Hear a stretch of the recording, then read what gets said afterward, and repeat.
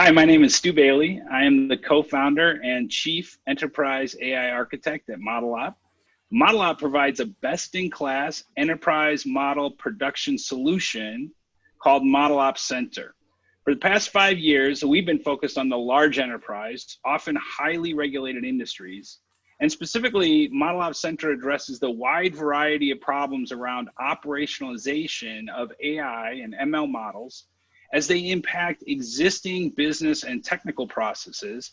For example, in the areas of compliance and risk management, which we'll be talking about today, as well as technical processes such as SecOps, IT Ops, DevOps, and importantly, modeling processes such as data science. With that, let me hand it over to today's guest, Manish Chakrabarty, to introduce himself.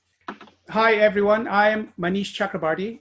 I'm a strategic business leader and advisor to startups and financial services firms, working in the intersection of finance and technology with a focus on innovative technologies that enable efficiency gains and automation within financial institutions. I have over 13 years of experience working in banking and have held senior leadership positions in risk management, specifically model risk management, also internal audit, and in technology at some of the biggest banks such as Goldman Sachs, Morgan Stanley, HSBC, Deutsche Bank, and most recently at BNP Paribas, where I was the head of model governance for Americas. In that role, I was responsible for oversight of the entire MRM framework for Americas. And I was able to impact quite a few aspects in their journey towards automation of the MRM, including model inventory, attestation, and model reporting, model risk reporting. I have a particular interest in shaping the evolution and what I would call industrialization of MRM as a discipline, of course, building on the supervisory guidance, SR 11.7, and helping out with the adoption of new types of models entering the industry. For example, artificial intelligence, ML models, which is the topic of today's session. I just have a few questions, and I think we could just kind of go from there. The first is, Manish, how are AI and ML models, in your opinion, changing regulatory guidance and model risk management regulations specifically? That's a great question, Stu. So let me take that question sort of somewhat region by region, because across the different jurisdictions, there's a great deal of interest in AI, ML applications and models, but there isn't at this point, an agreement on what the right way to manage the risk of AI ML models is. Having said that, on the US side, the three primary regulators, the FRB, the OCC, and FDIC, have not issued a specific guidance for model risk management of AI ML models. It has been stated in public forums that the existing model risk management guidance, namely the SR 11.7, which is the primary guidance for model risk management for the US jurisdiction, there is implicit flexibility in the SR 11.7 framework as far as application of MRM principles are concerned, and they also apply to AI ML models.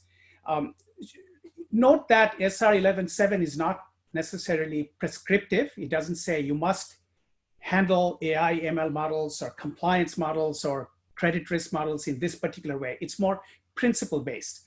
So that level of generality helps cover newer models that may come in, including the AI ML models that's the subject of today's conversation.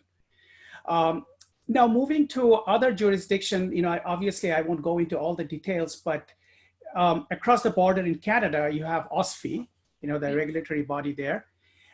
There is some signaling from the OSFI that they could tighten up the rules around the use of artificial intelligence by banks. Specifically, they've drawn attention to the black box nature of some of these AI ML models, which obviously presents specific risk. And we'll get to talk more about what that means.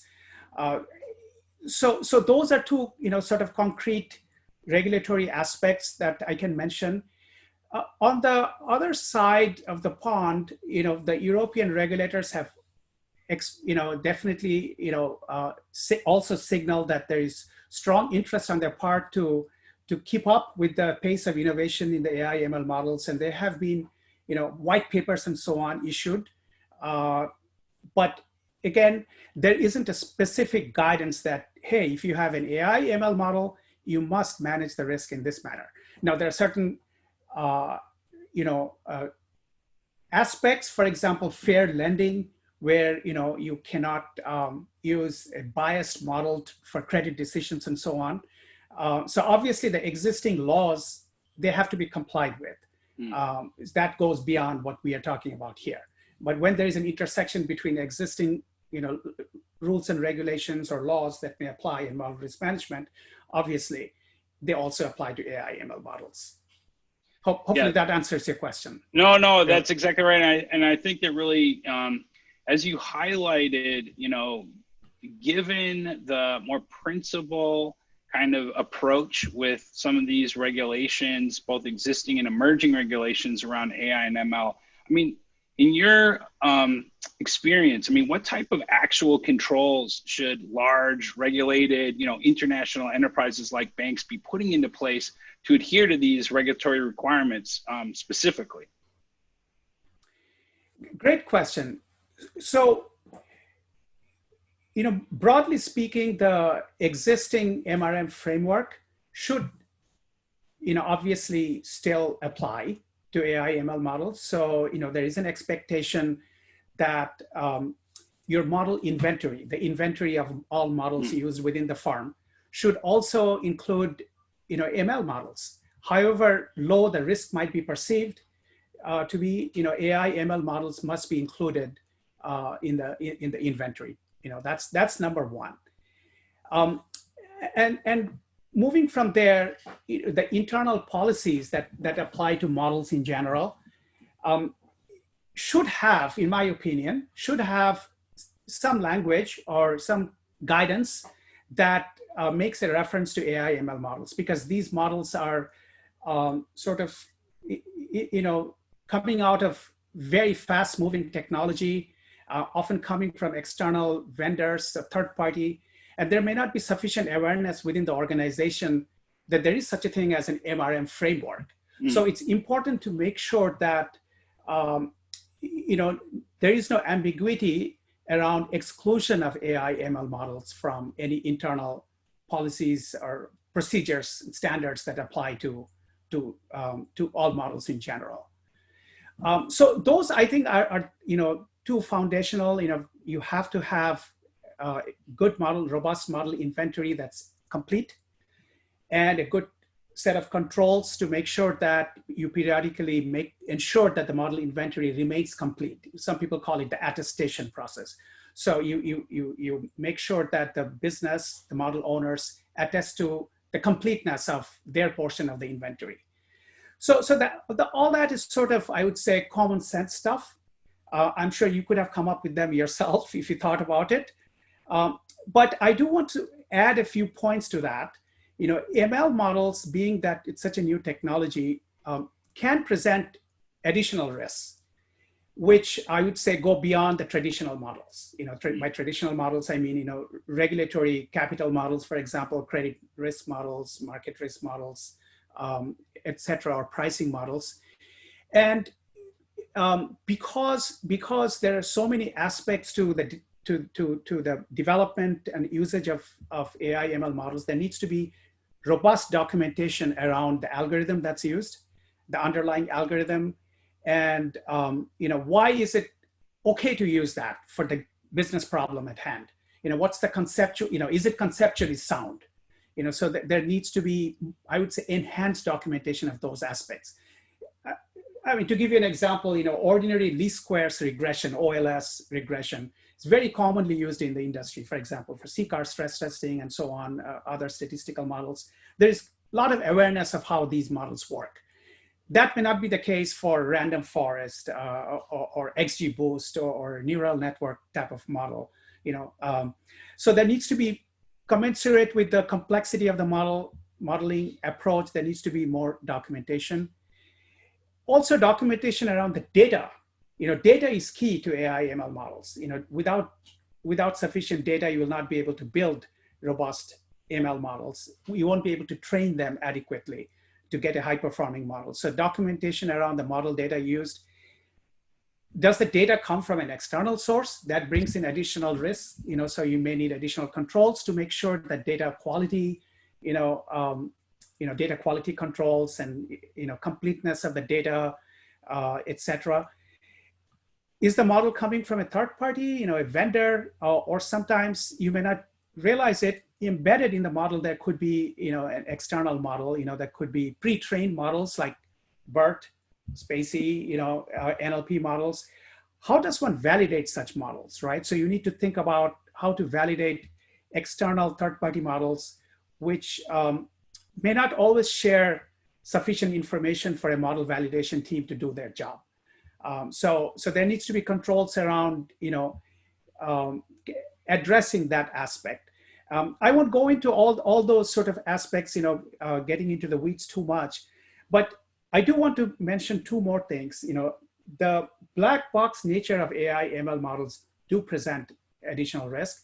How do you explain the output of such a model to the model user or to senior management or to the external regulator? How do you interpret the, so the explainability is really paramount for AI ML models. And secondly, the governance around AI ML models. I think there needs to be robust controls around the governance, and governance is about the entire framework, right? So you're talking about things we just talked about, policies and procedures, but having a good audit trail along the chain, who approved the model, on what date, the full audit trail, wherever it goes up the goes through the workflow of the life cycle of a model. Is the model performance being monitored? Is the model performing? Depending on the complexity of the bank, there could be more set of controls than less, but you've got to have a minimum set of controls that address these additional risks. Yeah, I mean, I think you really highlighted an important feature that we've certainly found in practice over the last four or 5 years. And in fact, what Gartner is now calling ModelOps, which is really an ability for a large enterprise to bridge these two worlds that you kind of highlighted, kind of the traditional model world, which has a very long history of risk management, MRM, and being able, and regulatory interfacing, and the kind of very fast moving, AI, ML algorithmic model or world, which, has both technical complexity as well as model explainability complexity, also sometimes much shorter shelf lives for the models. And so, and frankly, that's been a primary use case of large banks adopting ModelOps Center as a platform to kind of bridge those two worlds of the fast moving AI and ML techniques and the more traditional and required enterprise visibility. How do we, manage, govern, and monitor all models, including the AI and ML models and the traditional models. Now, one thing we found is that the data science folks who are focusing on the newer technology and newer modeling techniques often don't realize how much impact there is on regulatory oversight when we get models into full production. So, audits that say, is this model actually appropriate for this? Is this allowed?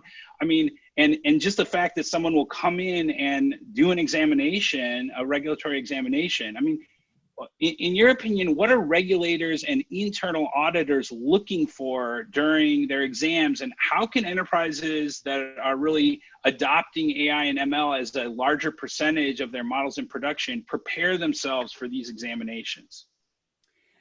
That's a great question, Stu.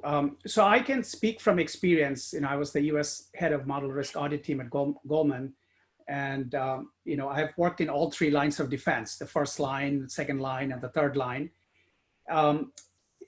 Internal audit typically, will conduct exams, certain types of exams will be repetitive in nature in the sense that they periodically come back, and every so often they will test the MRM framework, and there may be certain bespoke audits depending on how the business has changed, or there may be additional risk presented by a certain area of the organization. So audit is internal audit does a lot of planning before they go into an audit. The internal audit team has a plan. So it's important for the stakeholder. By the stakeholder, I mean the team who's getting audited, to be in very close communication with the internal audit department, so that they know there is an audit coming. Because it's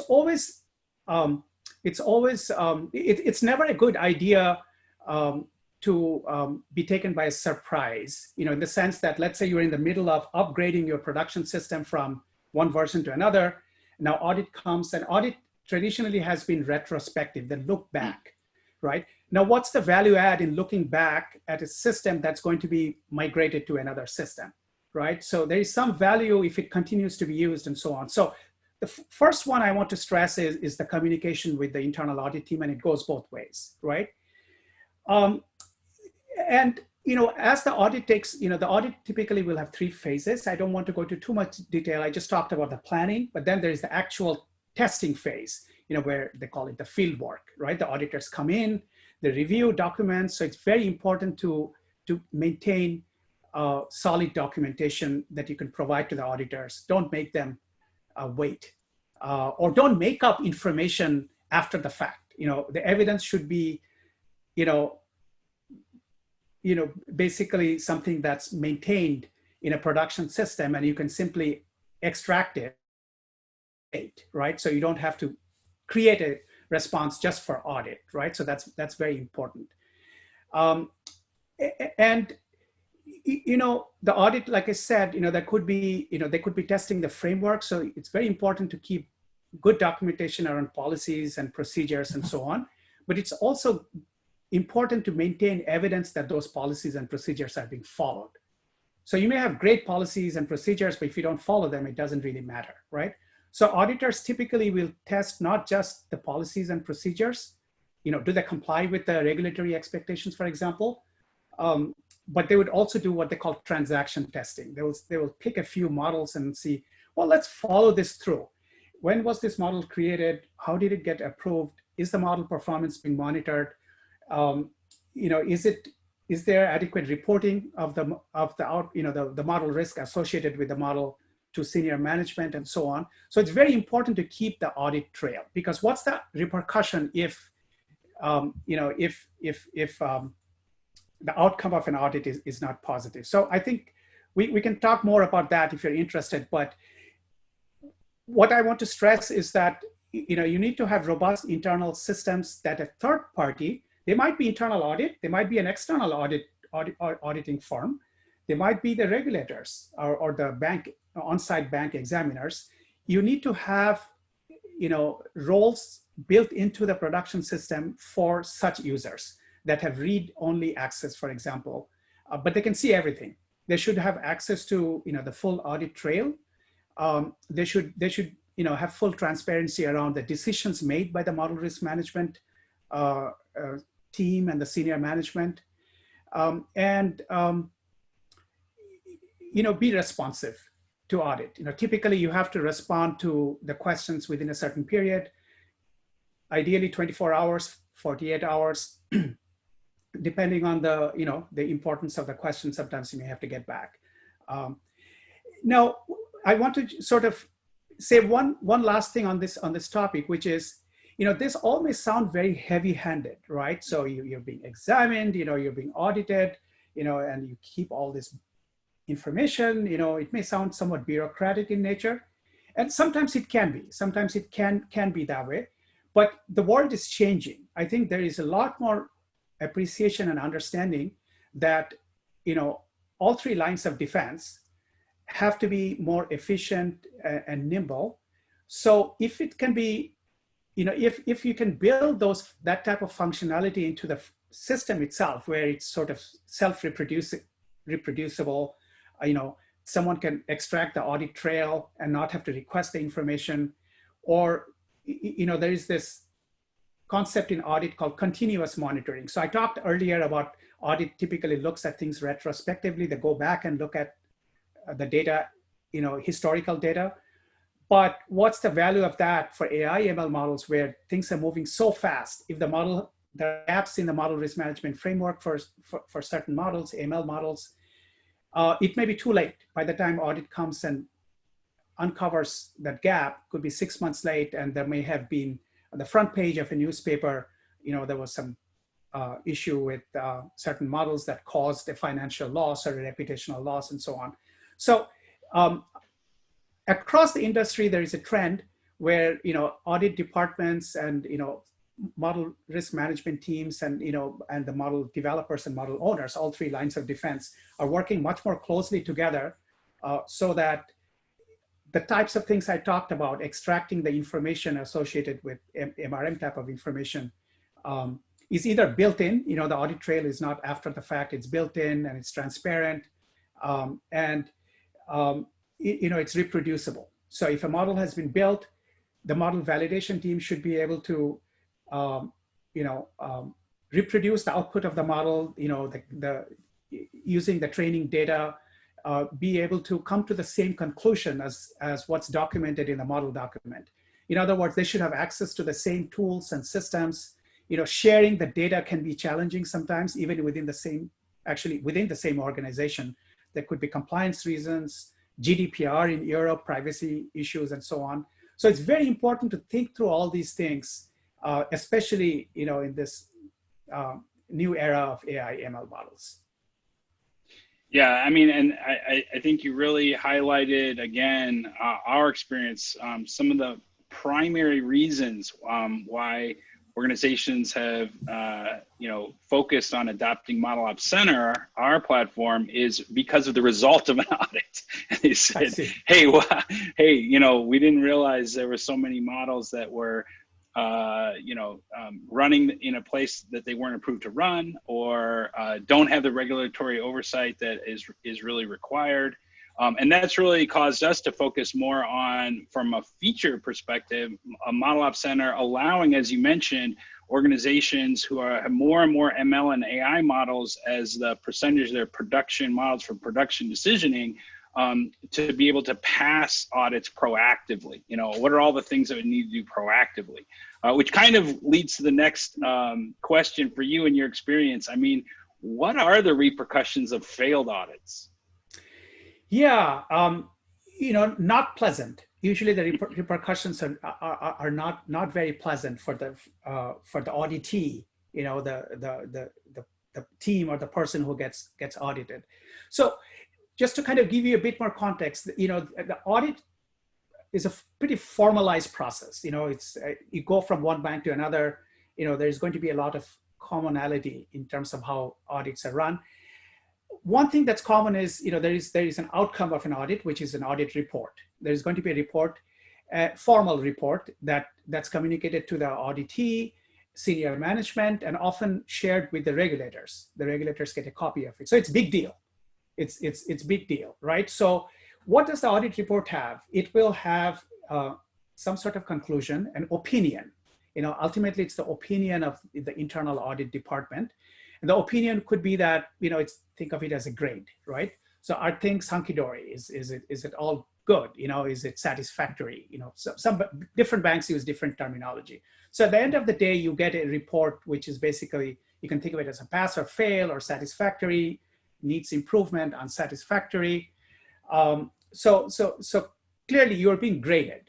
And, to make it actually stick, a good governance structure within an organization should tie the compensation of management to the outcome of audits, right? So they have some skin in the game, right? So that's number one.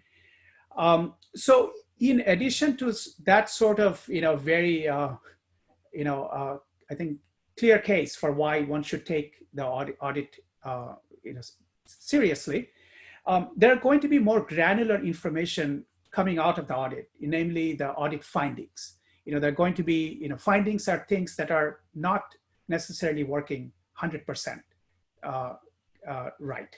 So there are certain gaps that were found in the control framework, for example.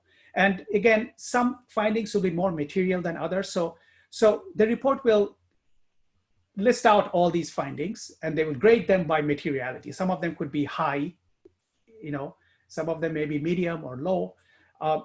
But no matter what the grading is for the finding, they're going to have a remediation date. They have to be addressed and fixed by a certain date.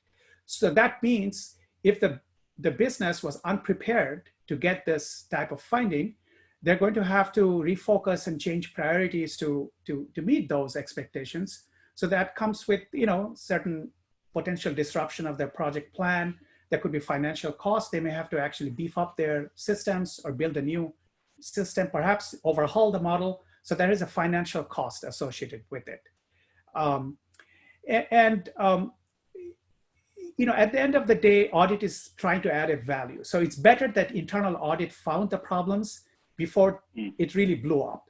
So I don't want to make it sound like it's like internal audit is like a police look for problems. They're actually there to look out for the organization before it becomes a real problem and it ends up, the front pages of a newspaper, or before, a regulator or a bank, I should say an examiner, when they do an exam, they find the problem, and then it's a bigger deal because it could lead to formal, actions and so on, what they call MRAs, matters requiring attention, or matters requiring immediate attention.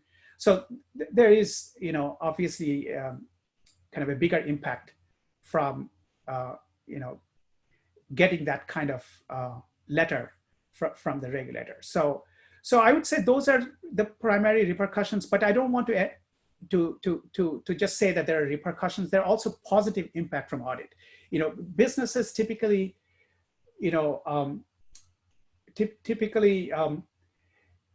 as you go up the management chain, the people who are in the middle of things, probably don't enjoy being audited. They would rather do their work and just, left to their own devices and, make it better and better.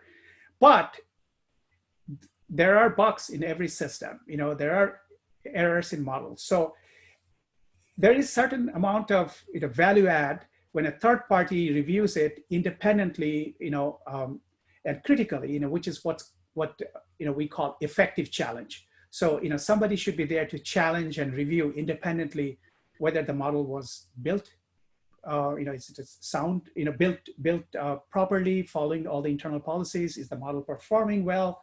Is it fit for purpose? Et cetera, et cetera.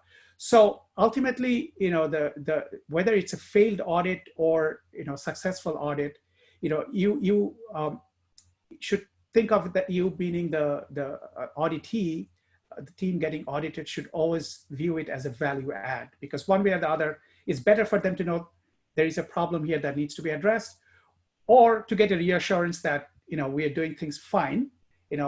Another year, green, it's a green light from audit. So that's great, and it's a healthy sort of relationship that the internal audit typically wants to have with their stakeholder. So I don't necessarily want to call it a repercussion. I would say the impact, which is both positive as well as negative.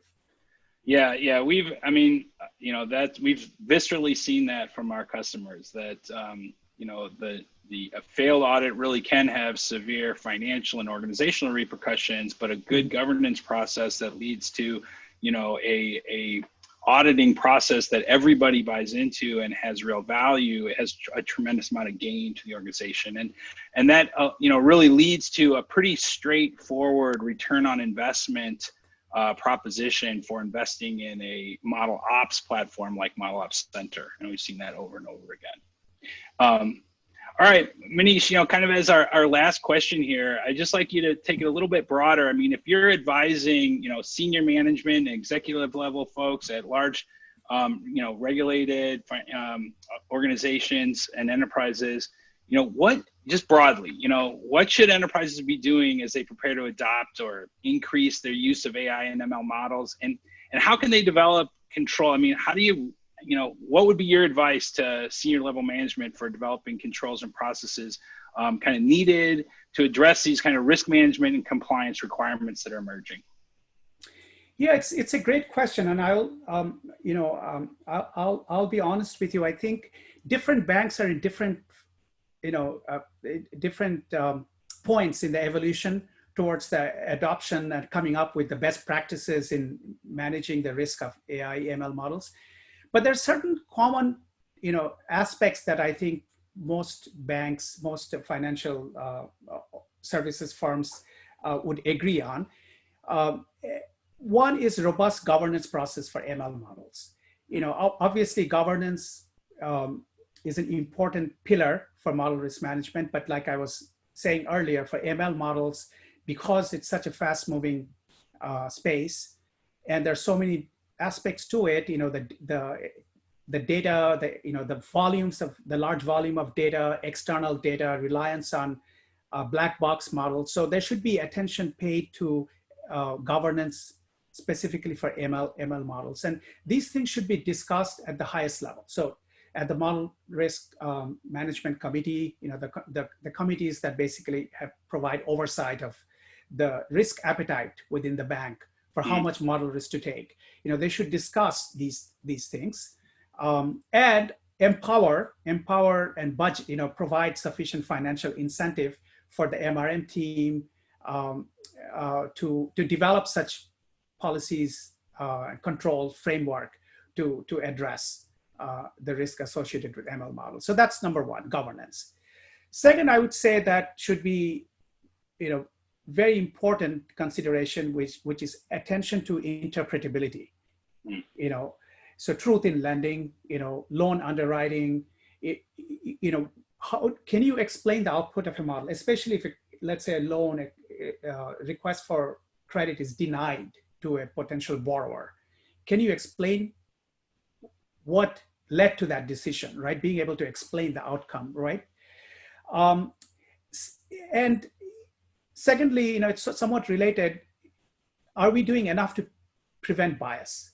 Is there algorithmic bias? Is the data that was used to train the model, could it have inherent bias, unconscious bias, just because you haven't collected sufficient data that reflects the real world, right? So paying attention to bias is kind of an important topic, not because it's just it's the right thing to do, but because it's also, sometimes there's laws, applicable laws, that may be violated if you don't pay attention to that. And I would say one more thing, ML models can present, as I was saying earlier, some additional drift. Some people call it data drift, concept drift.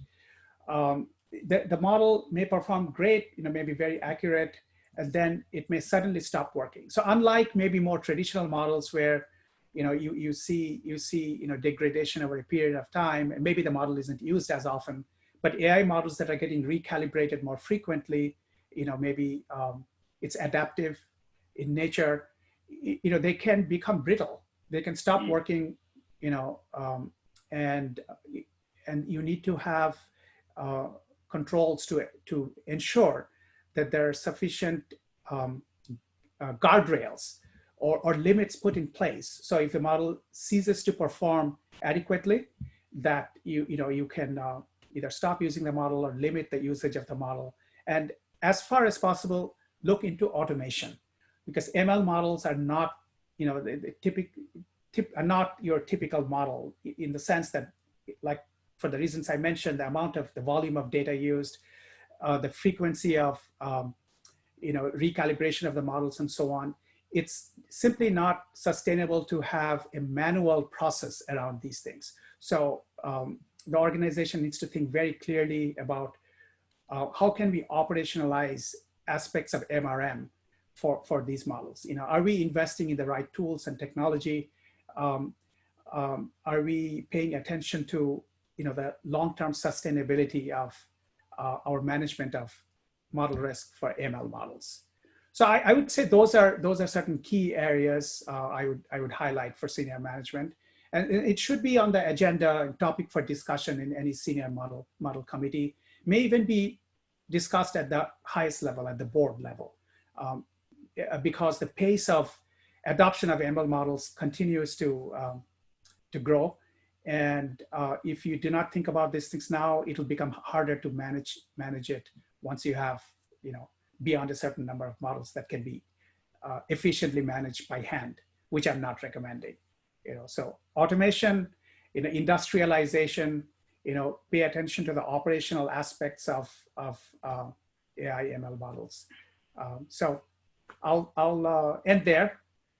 Yeah, I think, and I just to highlight, I think, and provide evidence of the truth of everything you're saying, Manish. I mean, that aligns exactly with what our customers have demanded of ModelOps Center, to be able to show a production model inventory of all the AI ML models, be able to automate a full life cycle of those models, including all the challenging governance requirements for that, and the kind of ongoing and continuous monitoring of those models in operation, including concept drift, data drift, and many other aspects of the model, both technically from a data science perspective and from a governance and auditability perspective. So I think that, your attention to executives to bring this to the highest level has also been our experience. That's where the conversation most fruitfully starts. And that's where organizations can get on a journey to really develop this kind of keystone ModelOps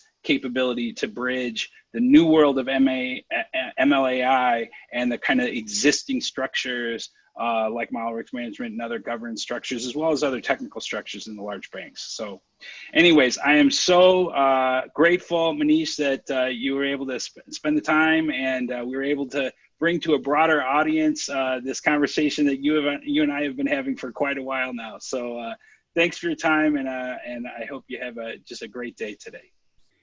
Likewise, Stu, it's been a pleasure. I thoroughly enjoyed spending this time with you. And like I was saying at the beginning, I am working in this space for quite a few years, and I am eager to advise startups and financial services firms who are along this journey. And if you're interested, I can be reached at manish.chakrabarty@gmail.com. Yeah, I can speak from experience. Any organization would benefit from your advice and guidance. So thank you for taking the time today. Thank you, Stu. It's been a pleasure.